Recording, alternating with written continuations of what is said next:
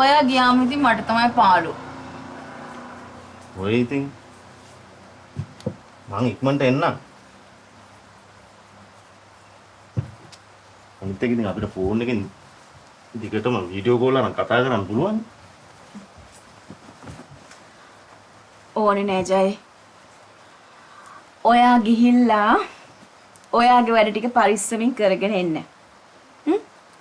ඔය දවස් දෙක තුන සුටුස් කාලා යයිනේ.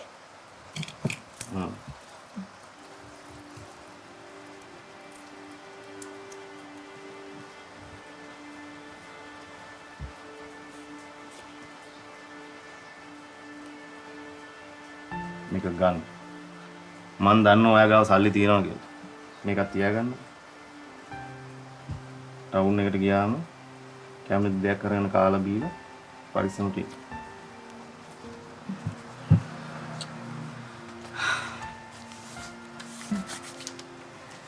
ඔයත් වැඩ ටික කරගෙන පරිස්සමින් එන්න මගේ මහත්තයා.